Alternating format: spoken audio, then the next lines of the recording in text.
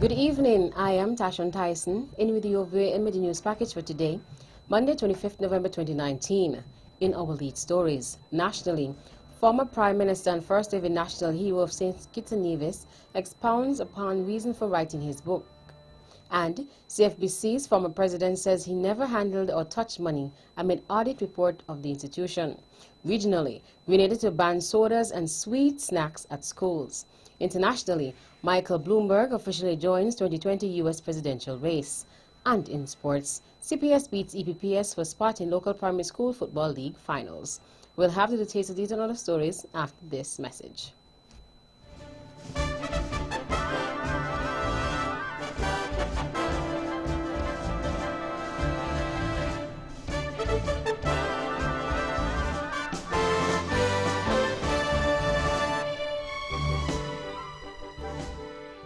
Another look. Different from how you've seen it before. Another look. Takes an in-depth look into business, politics, science, technology, religion, and more. Another look. Featuring documentaries from the BBC, regional features, and local ones too. Another look. Every Monday at 3 p.m. on the Eastern Caribbean's powerhouse, Vaughan.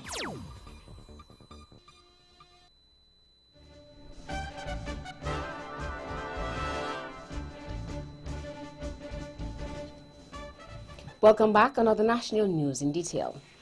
After almost 25 years, former Prime Minister and first ever national hero, Dr. the Right Excellent and Right Honorable Sir Kennedy Alphonse Simmons, KCMG, last served St. Kitts and Nevis at the highest level of government, he is set to launch his book in December 2019. In an interview with the VON Newsline, Sir Simmons explained why he decided to write the book. The book is about my life, my story, from preschool all the way up to the award of the national hero. Since the book has been in the hands of the publisher, well, there's nothing more to be added. I wanted to write this book eventually because I recognize that when one has been a public figure, politics or otherwise, one's legacy will in any case be defined somehow or other. And I wanted to be sure that I had the opportunity or took the opportunity to tell my life story, to define myself rather than to be defined by others. Dr. Simmons will release his book at two separate launch ceremonies. Firstly, on Thursday, December 19th at the Methodist Church Hall, Old Boys School in St. Kitts, and then on Friday, December 20th at the St. Paul's Anglican Church Hall in Charlestown. He also spoke of what will be taking place during the launch ceremonies.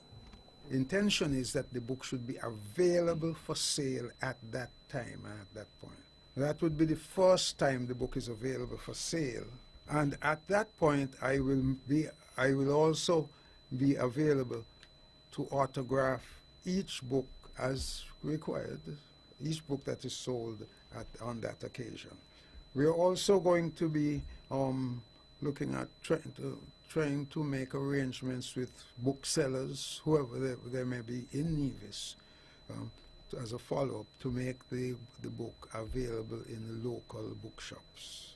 At this point in time, the book is available on Amazon. Sir Kennedy Simmons.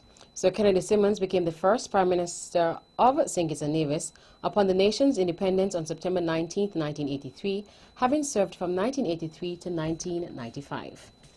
Former President of the Clarence Fitzroy Bryan College CFBC and Nevis Reformation Party, NRP candidate for Nevis number 9, in the next general elections, Dr. Kelvin Daly, has expressed his view on an audit report on the institution which Premier, the Honorable Mark Brantley, mentioned during an edition of the On the Mark program. The VON Newsline spoke with Dr. Daly about his tenure, who expressed his view about the report. When our government here on Nevis are going to now try to drag my name through the mud about my stealing some money from the college, I do not handle money. I never touch money. There are persons charged with that responsibility. And Mr. Brantley knows full well if he has any conscience, he would not be out there saying the things he's saying because he knows what he's saying is untrue. And when you go to the public and lie to the public, knowing fully well it's a lie, I have little or no respect for you. I was the one who commissioned the report. I was the one who called in internal audit to make sure the school's finances were in order. It is that report that revealed that things were not as they seem. This is the fact. Nowhere in the report am I condemned by the school. He also challenged the Premier to reveal the audit report. I would simply like the Premier to release the full report. He has cherry-picked what he believes are lines that condemn me or put shade on me. But he needs to come clean, and as a Premier of the country, the highest officer in the land, he needs to be more responsible than that. If he wants to inform on the public, if he wants to give a full picture of what transpired at CFD, and to give an idea to the divisions who will be voting either for him or for me in the next upcoming election, then he needs to be transparent.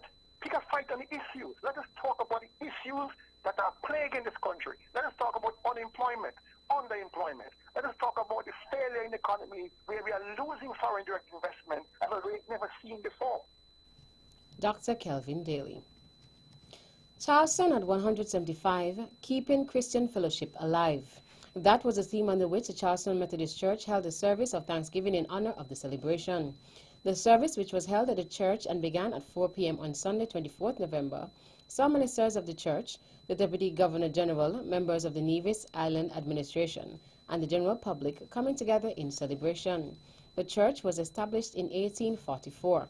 Speaking to the VON Newsline prior to the commencement of the ceremony, Superintendent of the Nevis Circuit, Superintendent Reverend Bonnie Byron, noted that even though there has been good times, the church has endured its challenges. At times very exciting, very exhilarating, but as you know, we go uphill and down. Right now, our biggest challenge is the renovation of the chapel. As you know, it is 175 years old, and it has never really had major renovation. So it is time to do that. And many of the activities that we have had this year, fundraisers geared towards that. It has been a very exciting year for us, and we are hoping and trusting that this will be a time of encouragement for us as we move onwards and upwards in our Lord and Savior, Jesus Christ. The superintendent expressed that the congregation would continue rendering its services to the general public. We consider ourselves to be servants of the community. Many state services have been held here.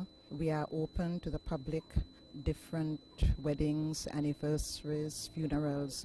We are here to serve. Our members go out into the highways and the byways to reach the sick and shut-in, those who need us beyond, and we want everyone to know that our doors are always open to everyone. Our mission is to spread scriptural holiness throughout the land, and we hope and we trust that this will continue in the years to come. Reverend Bonnie Byron. In the 19th century, the present-day United Methodist Church, UMC, precedes the Methodist Episcopal Church. The present-day UMC came about via the revival movement of the John and Charles Wesley in England, as well as the Great Awakening in the United States. Meanwhile, Premier of Nevis, General Mark Brantley, who was present at the celebrations, offered his congratulations.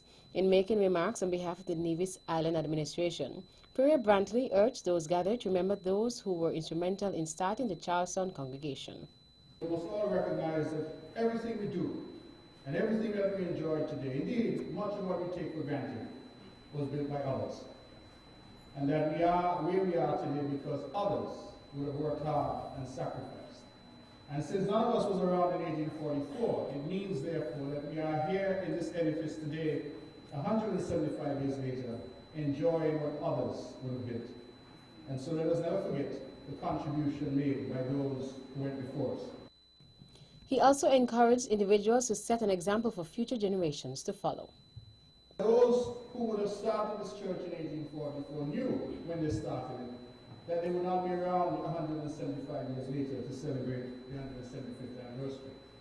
I say that to say this, that those of us who happen to be here today must live our lives in such a way that we create something tangible for future generations to enjoy. Each of us must recognize that we're here only for a while, a short moment, a twinkling of the eye.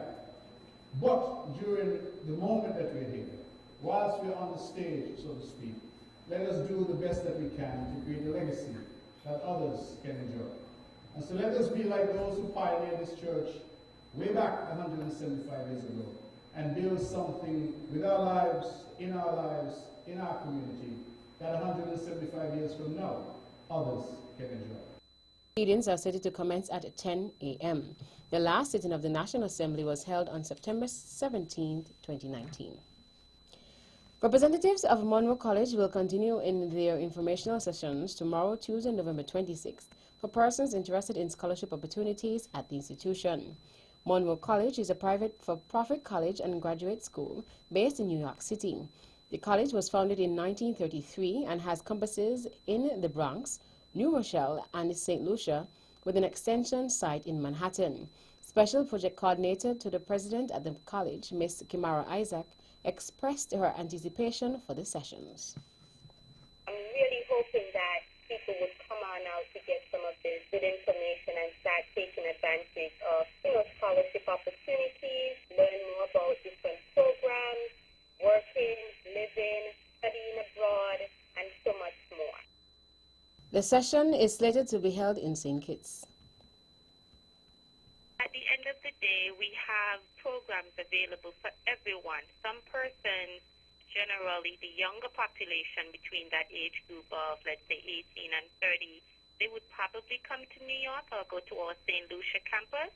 But then the older population, 70, 60, it's never too late to go back to school, and we do have online programs.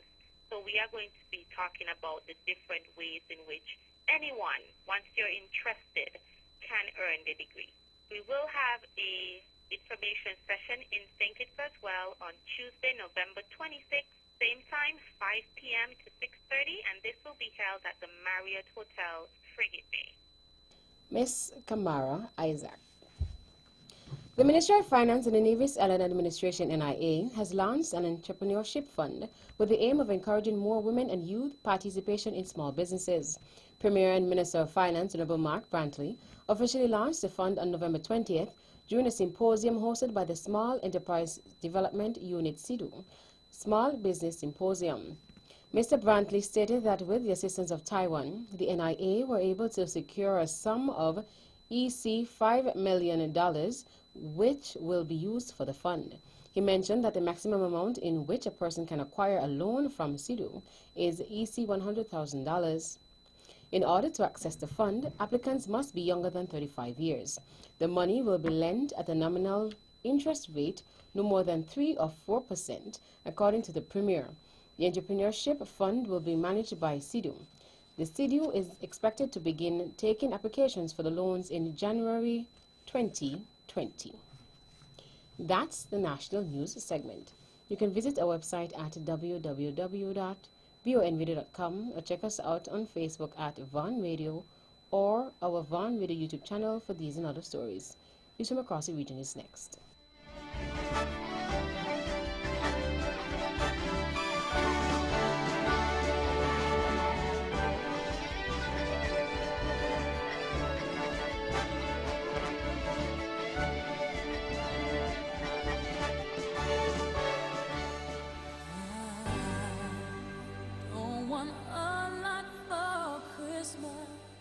It's Christmas, and the Bank of Nevis Limited has special gifts just for you. Thinking about traveling to reconnect with family and friends, maybe purchasing gifts for your loved ones, or showing that special person in your life you care? Well, let's do it! Get an easy access loan up to $20,000 unsecured this season. Of course, that's not all. Our credit cards are easy to use and can be used anywhere in the world. So come and visit our Christmas tree this season for your mortgage, land, vehicle, and credit card presents. It's Christmas at the Bank of Nevis Limited, and we are improving the quality of life. Ho, ho, ho, ho! Merry Christmas!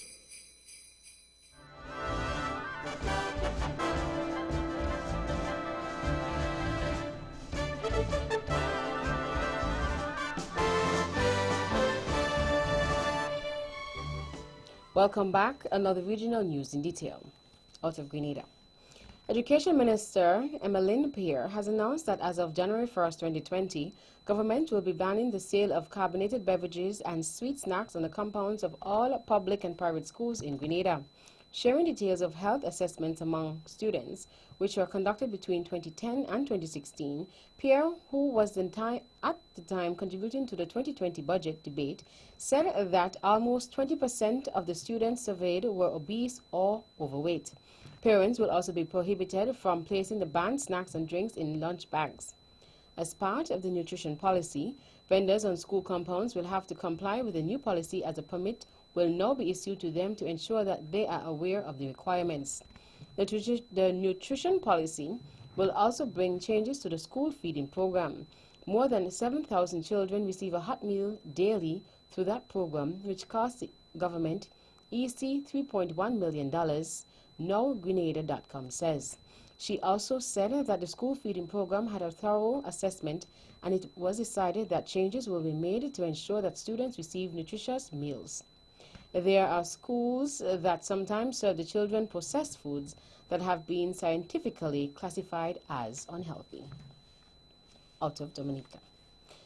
The results of a poll conducted in 12 electoral constituencies in the country by the Caribbean Agency for Political Advancement, CAPA, show the United Workers' Party, UWP, leading in 11 of those constituencies. The poll, which CAPA says was a focus opinion poll designed to gauge the electability of political party candidates, was conducted between November 2nd and November 16th, 2019, on a sample size which was a little under 1.5% of registered voters in each of the areas polled. According to DominicaNewsOnline.com, the 12 crucial constituencies, based on past and emerging trends, which were polled, are La Plaine, Montjon, Castle Bruce, Wesley, Bozo Valley, Bozo Central, Stalibia, St. Joseph, Maho, Petite Savanne, Vicas, and Marigot. The poll found that respondents generally believe that election results will favor the DLP, with 34% rating, with 34% stating that the incumbent will win. However, in response to the question which political party candidates will vote for at the upcoming general elections, 46% declared that they will vote for the opposition UWP. 36% said DLP, and 18% said they would not vote for either of the political parties. Elections are slated for December 6, 2019. Out of Barbados. A man who was shot and killed on Sunday night has been recorded as the country's 43rd murder of the year. The man has been identified as Denzel Obed Scarborough, alias Blue, of Farm Road, St. Philip. The 29-year-old man was pronounced dead at the scene at Eastbourne in the same parish, an area locally known as Vietnam. According to nationnews.com, Scarborough was at home in the district when, according to police, an unknown masked man with a firearm followed him as he entered through the side door. An altercation ensued and shots were fired. The victim fell to the floor and the assailant fled the scene. Police investigations are continuing. And finally, coastal flooding from storm surges is projected to cost Jamaica US $136.4 million in damage annually, according to the latest World Bank report on Jamaica's coastal resilience in the face of intense hurricanes related to climate change. The report, titled Forces of Nature, Assessment and Economic Evaluation of Coastal Protection Services Provided by Mangroves in Jamaica, presented evidence to show the importance of mangroves in flood risk reduction and saving Jamaica billions of dollars in damage to coastal infrastructure. That's it for the regional stories. Stay with us for news from around the world.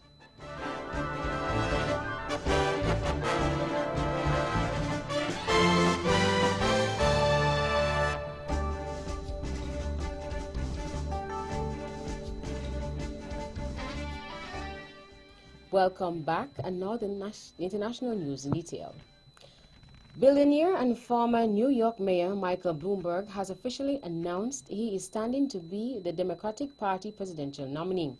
In a statement, the 77-year-old said he was standing to defeat Donald Trump and rebuild America. The stakes could not be higher. "We must win this election," Mr. Bloomberg wrote. He joined 17 other candidates vying for the Democratic nomination to take on Mr. Trump in 2020.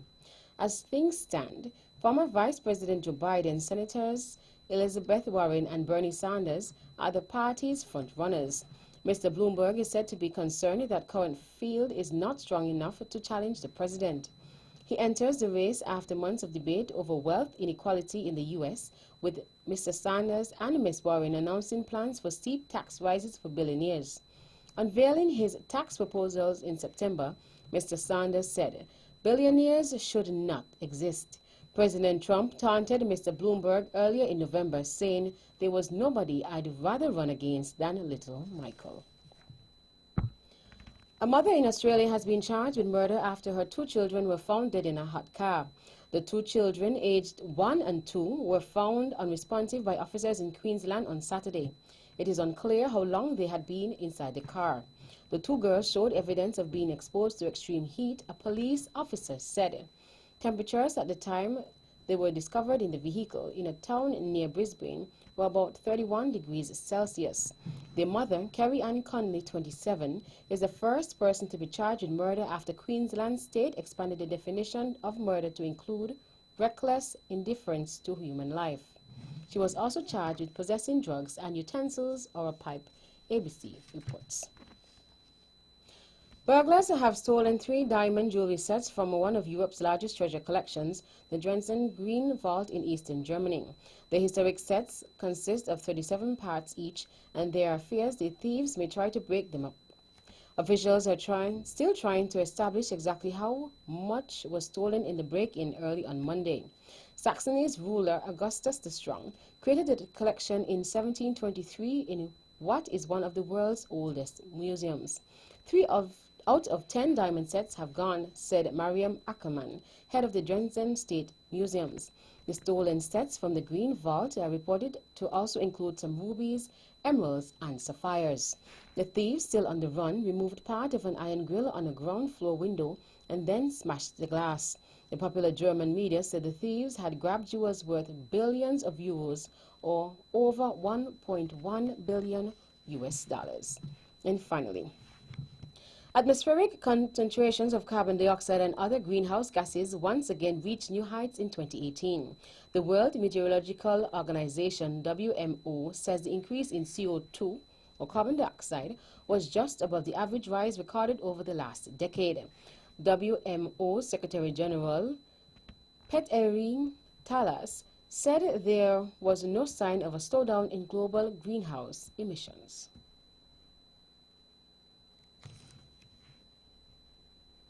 We have started seeing the disasters and impacts on world economy, on agriculture, on sea level rise and melting of glaciers and Arctic sea ice. So it's already visible, and the governments nowadays understand this is a challenge. And what is good news is that the visibility of these issues is highest ever. That brings us to the end of our news segments. The latest in sports is next.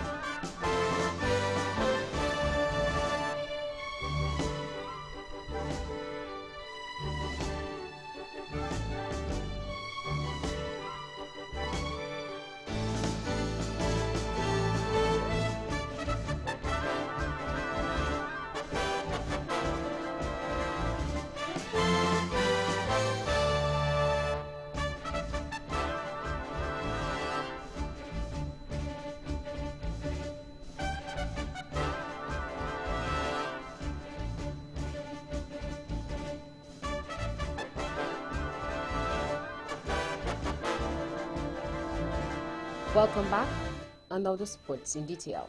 In local sports, the Charleston Primary School faced the Elizabeth Pemberton Primary School in the ongoing Primary Schools Football League for a spot in the Grand Finals on Friday, November 22nd at the E.T. Willett Park.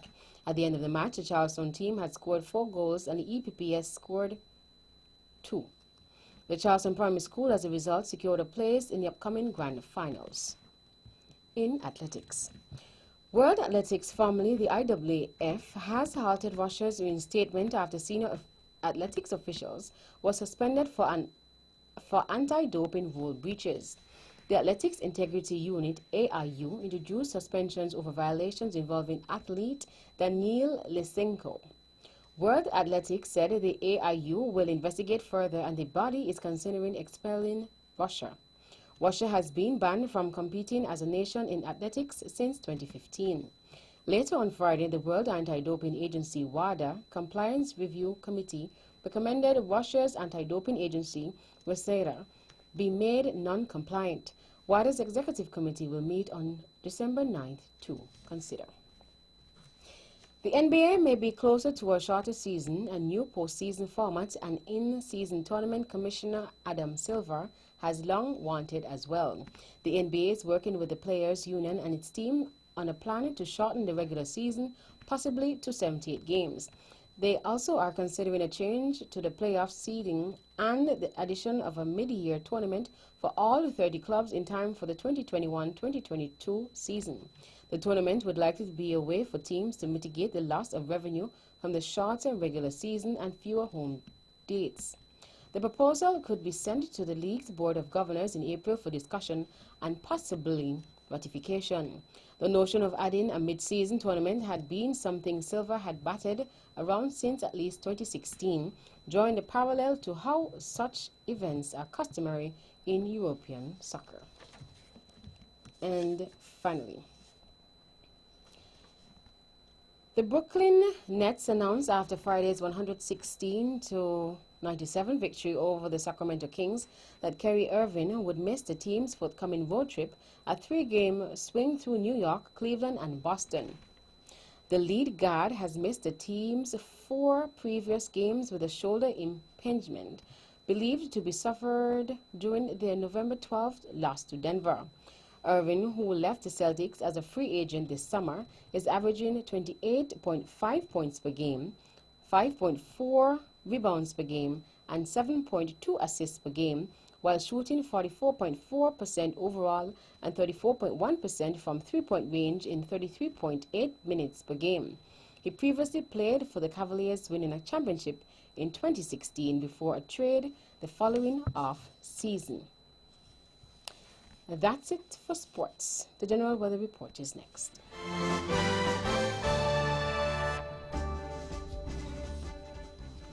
Welcome back, and now the local weather forecast for St. Kitts and Nevis. Weather tonight will be partly cloudy with a 60% or moderate chance of showers. Weather tomorrow will be partly sunny with a 30% or a low chance of early morning showers. Winds are east with speeds ranging between 19 to 33 kilometers per hour or 10 to 18 knots. Seas are not exceeding 1.5 meters or 5 feet. Sunrise tomorrow will be at 6:21 a.m. And that's a wrap up the Media News package for today, Monday, 25th November 2019. Before we go, let's take a look at the headlines once again. Nationally, former Prime Minister and first living national hero of SKN expounds upon reason for writing his book. And CFBC's former president says he never handled or touched money amid an audit report of the institution. Regionally, Grenada to ban sodas and sweet snacks at schools. Internationally, Michael Bloomberg officially joins 2020 U.S. presidential race. And in sports, CPS beats EPPS for spot in local primary school football league finals. On behalf of the rest of the news team, I am Tashwan Tyson, wishing you a pleasant evening.